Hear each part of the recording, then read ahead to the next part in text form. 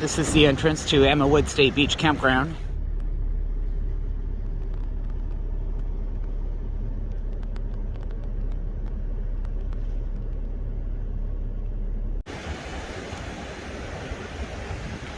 And right up here will be a kiosk. Right now it's first come, first serve. It's the end of, or middle of March. And so there's a marker board up here. If you get here and no one's at the kiosk, you just pick your site and then they'll mark it off on the board. So when you drive in, you can see look at the board and see what sites are open. Not sure how accurate it is, but anyway, this is the entrance. There's a car in my way, so I'm gonna go on this side.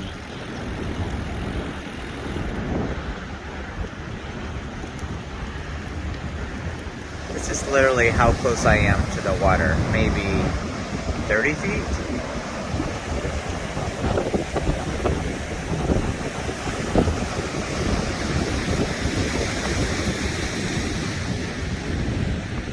This gives you a good idea of what the sites are like when no one is there. That's how close they are. So that's site 78, and that's how close they are to the water. These are the higher numbered sites here, and they start at site 71. So 71 up to 90. I think they're preferable. I like them. Some of them are quite deep, and they just seem not quite so packed in, maybe a little bit bigger.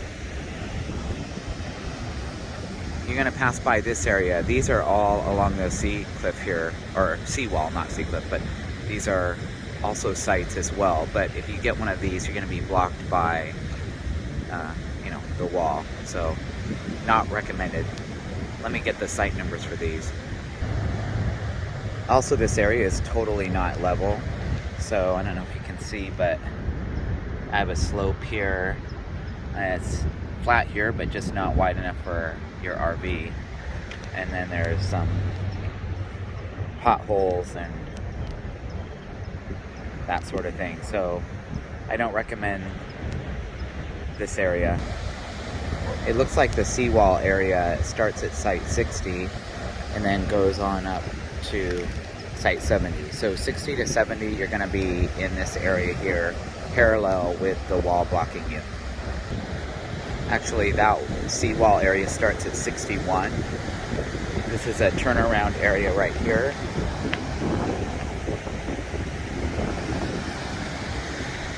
And then site 60 would be here on the end. So actually site 60 is not too bad.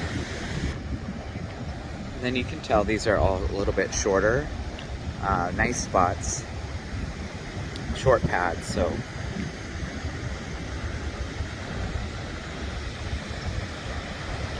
great views. But maybe 16 foot or size of a vehicle or van. Small trailer. And I will get you the site numbers for these shorter ones. Looks like it's from 56 they start to get short on up to 60. A lot of these, even though the cement is short, there's distance. So you see that fifth wheel there. There's definitely clearance to keep moving back off of the cement. Right up there is a train track as well as a bike trail. That bike trail will take you all the way into town and to the pier. And then up there is, of course, Highway 101. So you're going to get a couple trains a day. I think the last one's around 10 at night, but I'll see tonight. Here's sites in the 40s. Like I'm at 42 right now.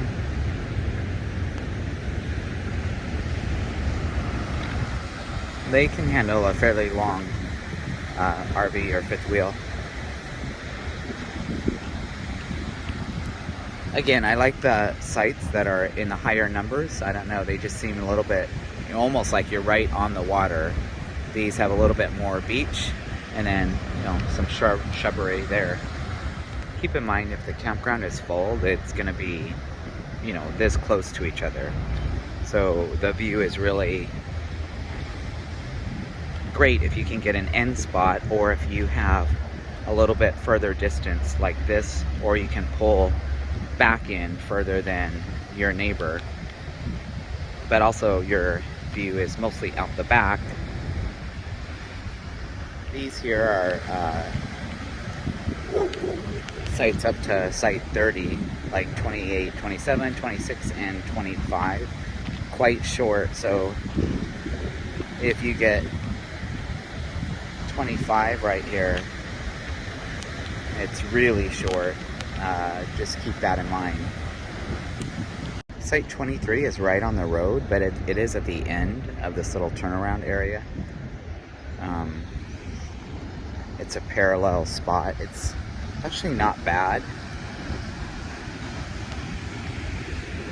but I wouldn't want it. My slide out would come out, and I don't like the ability, or having the cones there, and then possibly worry that someone would swipe it. Although that site is 23 is really by itself, because you've got all this area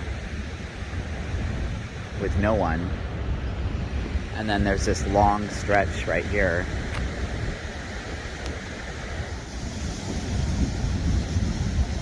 And that goes back toward the lower numbers and out of the park.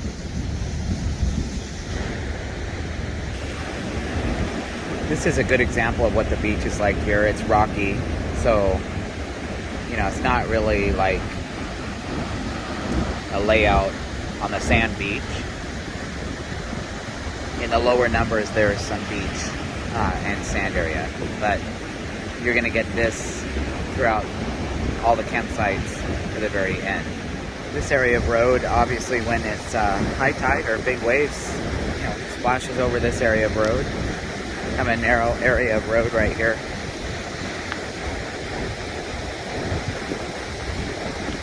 This will take us down to the lower numbers here. I'm actually walking this in reverse.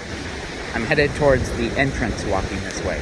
Here's the lower number section, and I would avoid these two sites right here because of this wall. And looks like the site number is 21 and 20. Yeah, so I would avoid 21 and 20. 19 is really tight too, very narrow. This is 18. You have room to get off the road on this one. And it's parallel, so if you want to be parallel to the ocean, it's not a bad site. And then you start these back in sites again at 17, down to the end. These are sites 10, 9, 8, so they can handle quite long RVs. These are not bad sites. They're again near the entrance.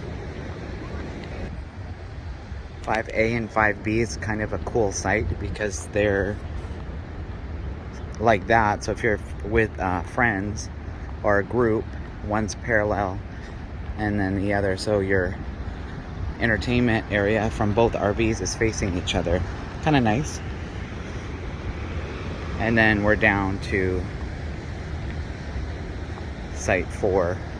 See how short these are. But you're going to get a little bit of sandy beach in this area. 3, 2, 1. I mean, really, they could just fit a small trailer like this. Maybe 16 feet or less even. But you're going to get a little bit of sand down here. I wouldn't want to be this close to the entrance. That area of beach down there is like a public beach, so just for camping purposes, there's a lifeguard station. It might be, you know, a little bit more noisy and crowded. There's the access road up right there. It's not the 101, but it's the access road to these beach cities, and it runs alongside the 101. And then the entrance to the Emmawood State Park. The kiosk is right up there. So we've got this day use area beach right here where I'm standing now. And I didn't film this while I was driving just because I was focusing, but it's a little narrow in that area, right up there by the kiosk. But I'm, you know, my fifth wheel is 37 feet and I didn't have a problem, but I did have to just be aware of both sides. And then if you had to turn around, let's say you got here, the campground was full, you'd have to do it right in that area there. This area over here would be full of cars for day use. And then this is going into the campground. You would have to go to the very end or into one of the turnout spots, and they're not very wide. So just keep that in mind if you come here. I mean, there are like 40-foot rigs in here. So if you're comfortable with tight spaces and able to maneuver your rig properly, you should not have a problem. So since I walked that backwards, this is if you were to be driving into the campground, leaving the day use area after the kiosk right here. You know, you might think it's parking lot style, but it's really nice once you're in your spot and you're sitting on the back side of your trailer, you know, the area that's facing the beach, the ocean, the waves. And it's quite amazing to be this close to the water and the sound, you know, obviously you can hear that. But so I recommend sites all the way up to site 90. There's me right there.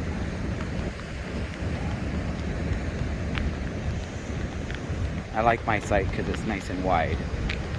And I was able to back up far enough to get on the other side of this RV here. But I'm in 86. So here's the turnaround down here. But if you can nab site 90, it's probably the nicest site right on the end.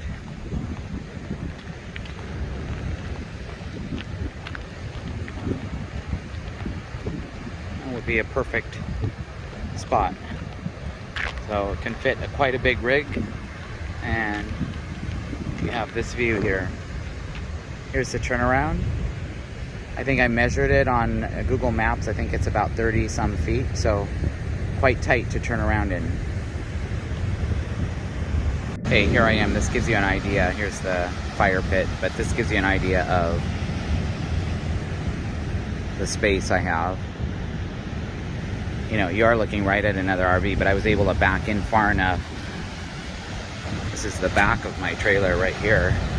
So really, when I'm inside, this is my view. And of course, this. But these sites are nice because they're this close to the beach.